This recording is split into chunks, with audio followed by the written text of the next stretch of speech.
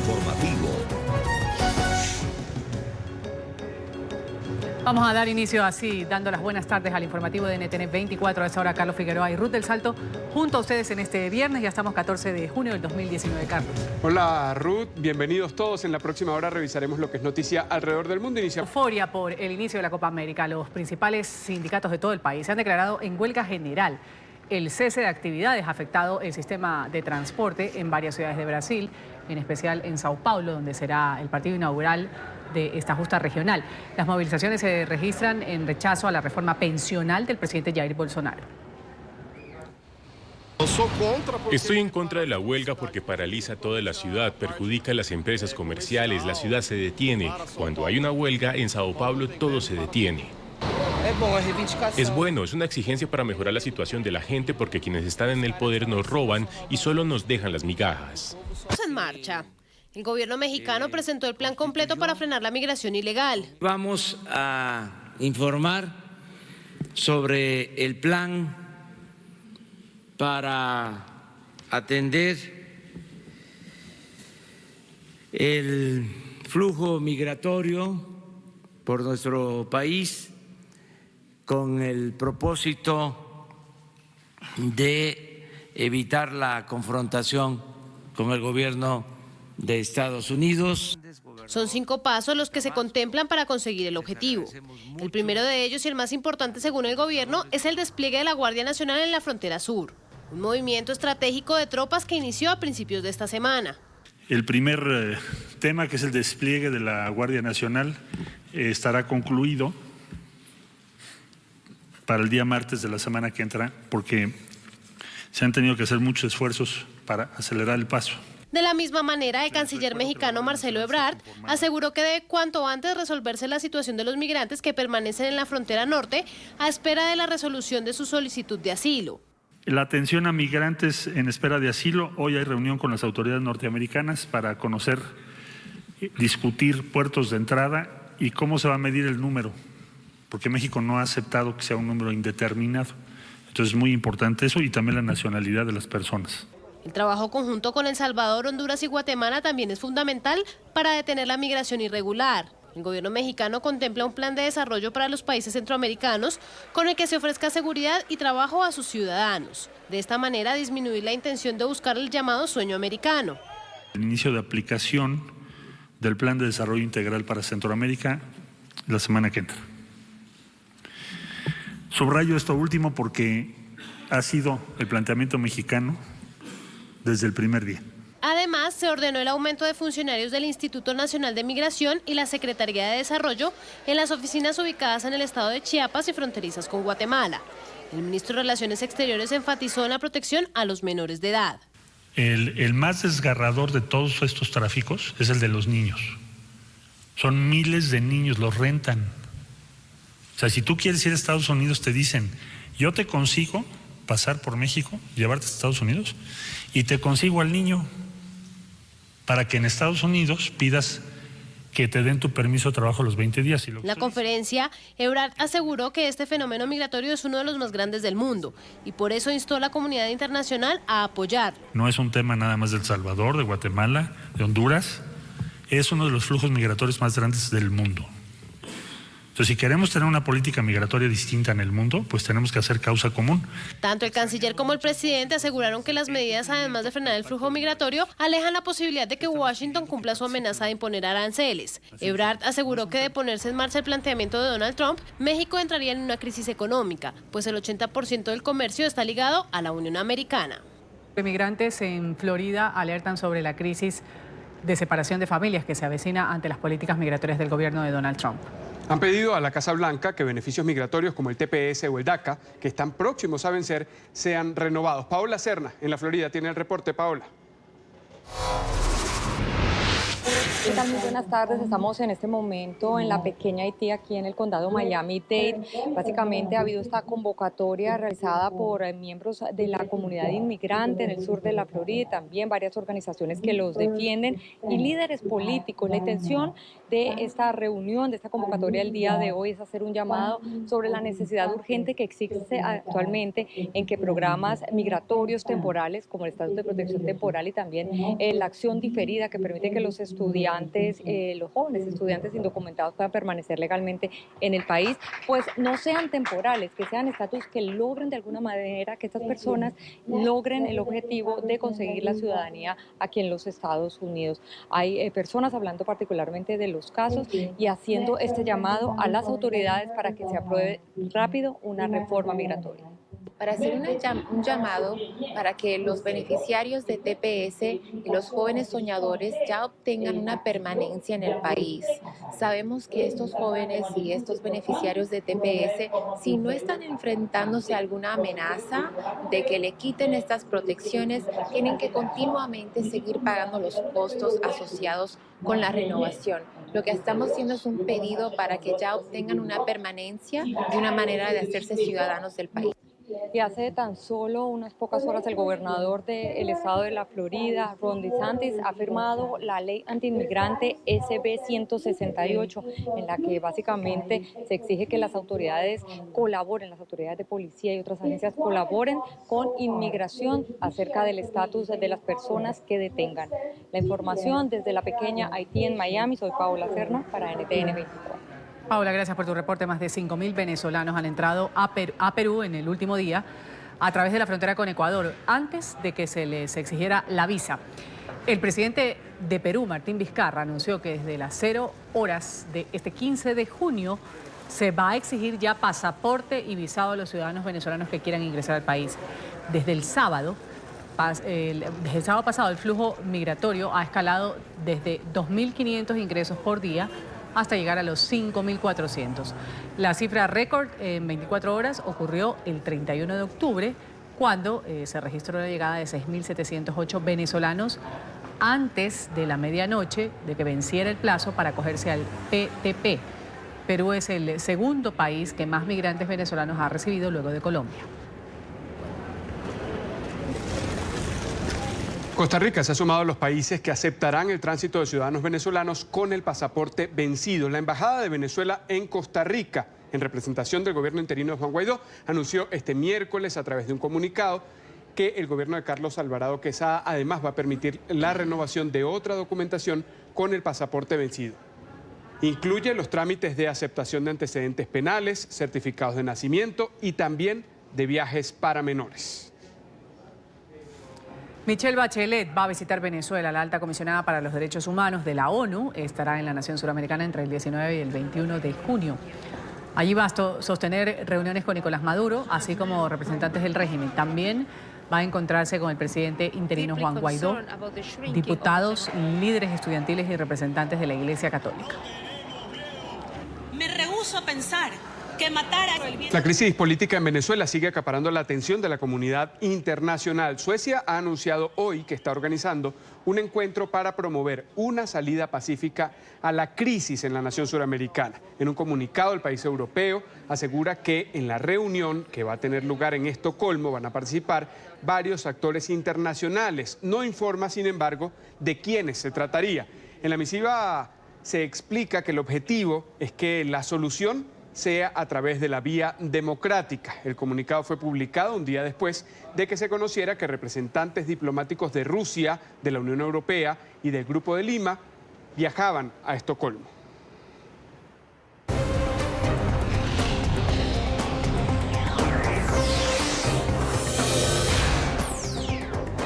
El gobierno de Estados Unidos ha difundido un video que aseguran da cuenta del momento cuando agentes de Irán remueven las minas instaladas en los buques petroleros atacados este jueves en el Golfo de Omán. Luego de una reunión con la Liga Árabe, el secretario general de las Naciones Unidas, Antonio Guterres, reafirmó que deben esclarecerse estos hechos sobre el ataque a las embarcaciones. Además, ha insistido en que el mundo no puede permitir un escalamiento mayor de hostilidades en esa región del mundo. NTN 24 está en la sede de la ONU con Alejandro Rincón. Alejandro, buena tarde.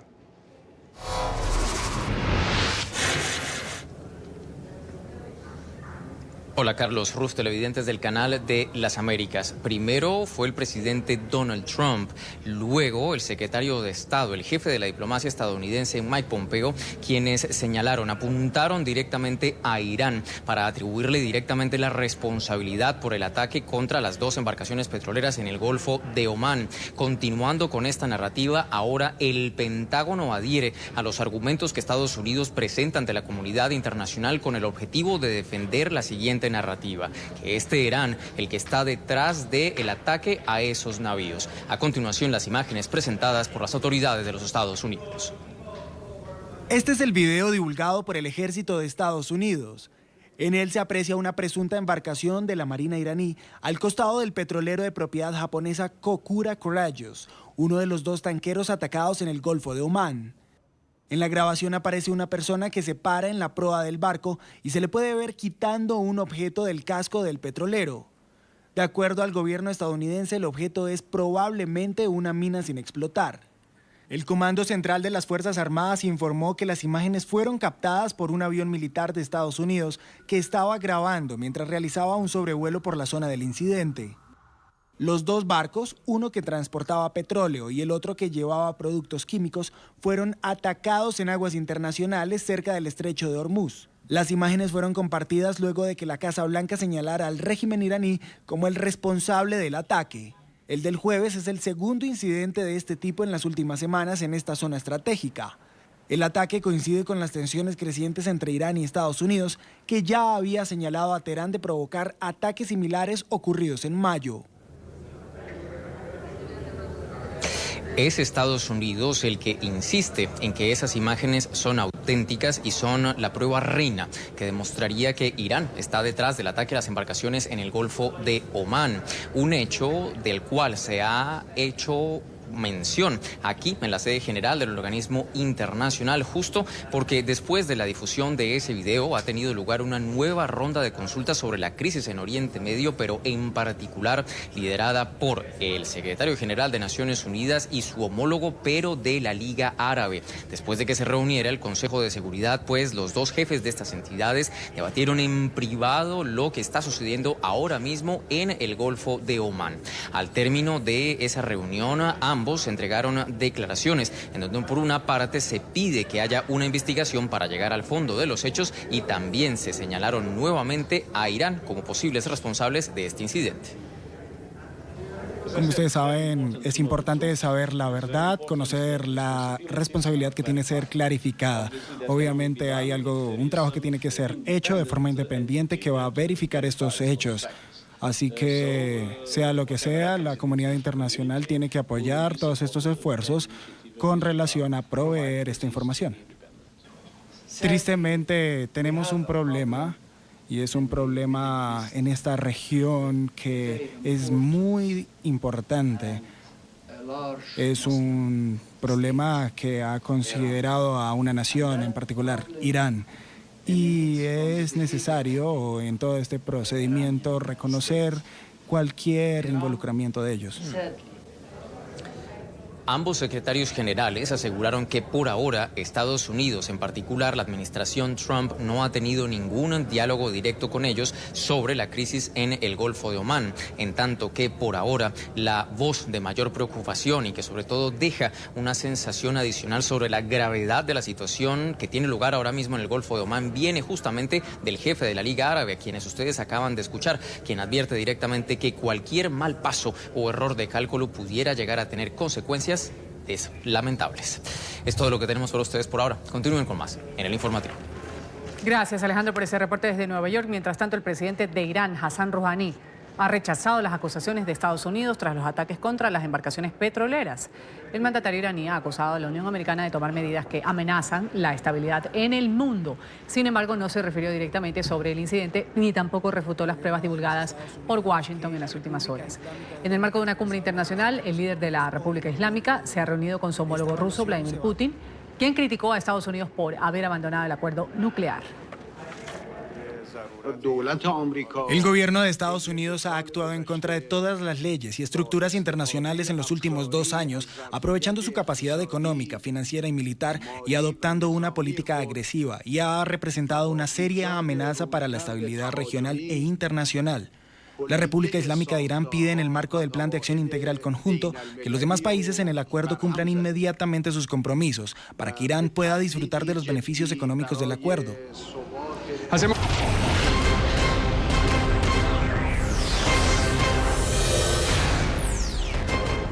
El gobierno de Colombia ha ordenado el cierre indefinido de 2 sectores de la principal vía que conecta al centro del país con los llanos orientales. Esta decisión se ha tomado luego de que se hayan dado continuos deslizamientos de tierra y roca. Se han registrado ya en varios sectores de la carretera desde hace 12 días. Se estima que el último derrumbe sobre la vía acumula 30.000 metros cúbicos de tierra. Lo más complejo es que el terreno sigue cediendo y esto no ha permitido que los operarios comiencen las labores para despejar la vía.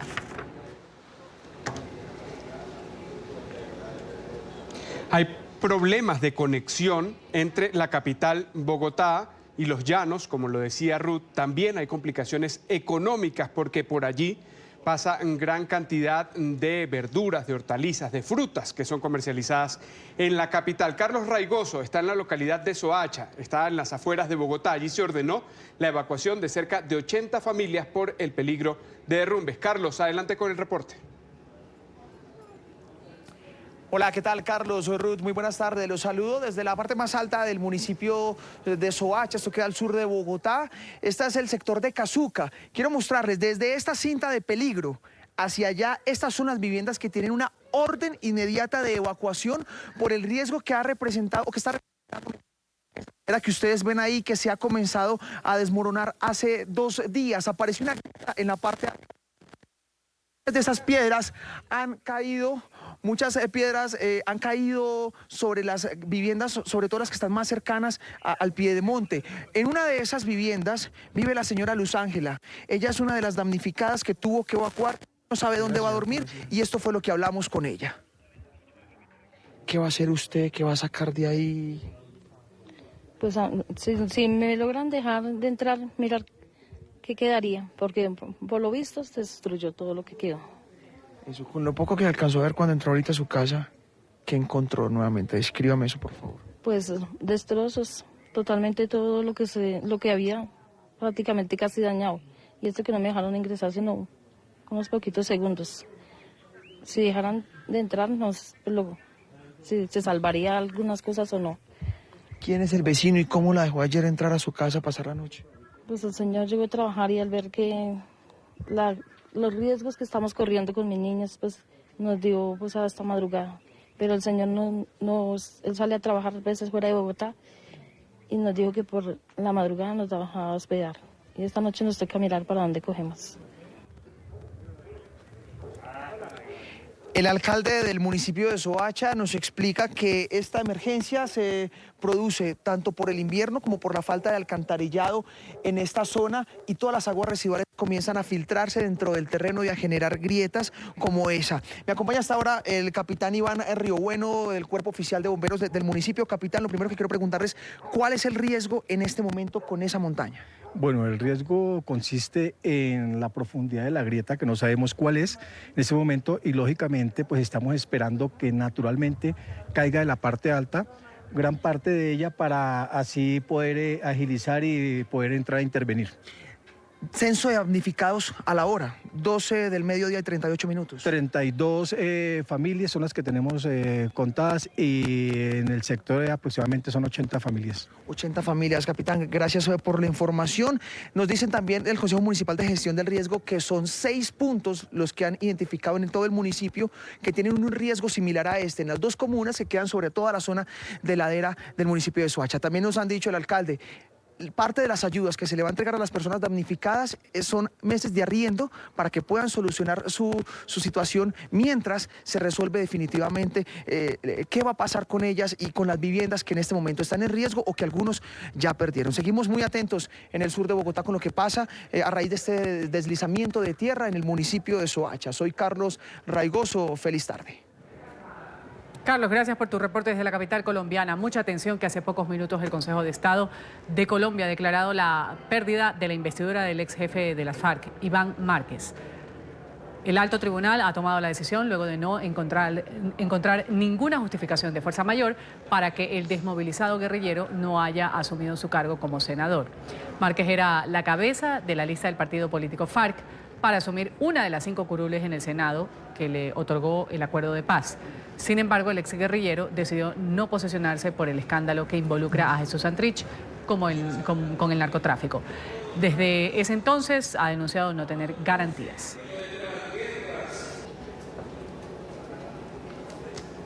El preso político venezolano Vasco da Costa debe ser operado urgentemente por un tumor en el ojo izquierdo. El opositor al régimen de Nicolás Maduro, recluido en la cárcel militar de Ramo Verde a las afueras de Caracas, fue trasladado al hospital militar para una consulta médica. Personal hospitalario ha informado que debe entrar en una lista de espera para poder ser intervenido. Información con Oliver Fernández desde Caracas.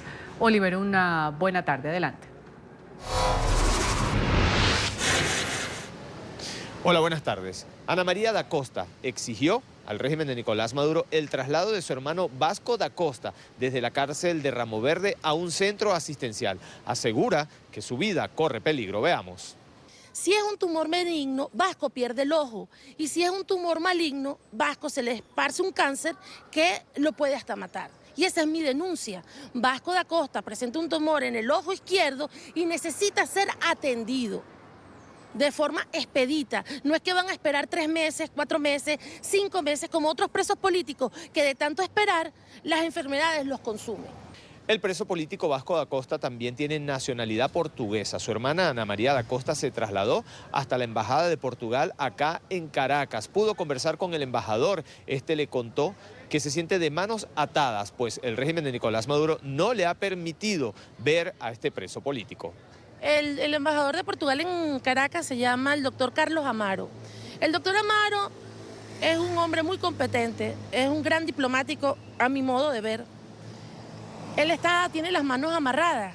Ni siquiera ha podido ir a ver a Vasco, no le dan permiso, no le contestan las minutas, no le contestan nada. Cuando se trata de presos políticos, ellos cierran todo. Los presos políticos para el gobierno son un peligro, son una amenaza y sobre todo es algo que hay que extinguir.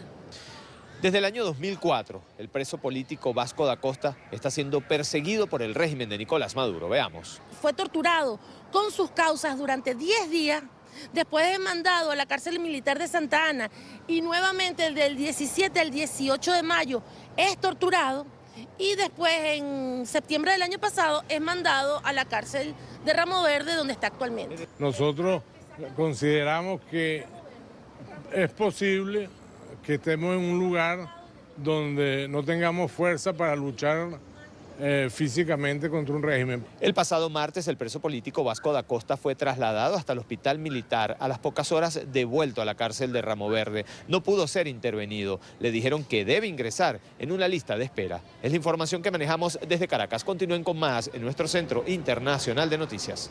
Gracias, Oliver. Y triste desenlace para una familia en Chicago. Murió el bebé de Marlene Ochoa. Es la latina a la que asesinaron para sacarle al niño del vientre. Giovanni estaba hospitalizado en una situación crítica desde finales de abril, cuando una mujer lo llevó al hospital asegurando que era la madre. Después se supo que ella, con la ayuda de su hija y otra persona, estrangularon a la mujer, le sacaron al bebé y la dejaron abandonada.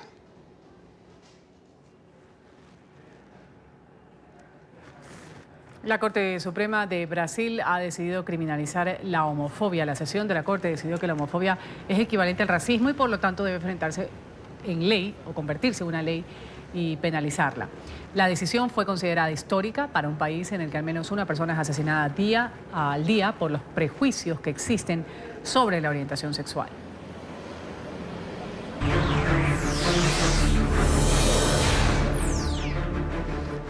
Más de 600 empresas y asociaciones estadounidenses enviaron una carta al presidente Donald Trump. En esta misiva, las organizaciones han instado al gobierno a abandonar la guerra comercial con China. Asimismo, han pedido al Ejecutivo intentar llegar a un acuerdo con el gigante asiático tan pronto como sea posible. En el texto, las compañías están argumentando que las tarifas son pagadas directamente por los empresarios de la Unión Americana. Además, aseguran que la disputa comercial es el peor escenario económico para el país. El exalcalde de Londres, Boris Johnson, continúa su carrera por suceder a la primera ministra británica Theresa May. El líder conservador se va a enfrentar a sus contendientes el próximo martes en un debate televisado. Esta semana, Johnson consiguió el respaldo de 114 diputados del partido. El aspirante a ser premier en el Reino Unido aseguró que se debe continuar con el plan del Brexit que se estableció desde el referendo de 2016. Gracias a ustedes por su sintonía con el informativo de NTN24, el canal de las Américas. Los invitamos a que sigan informados en Twitter, @NTN24, en la web ntn24.com. Buena tarde.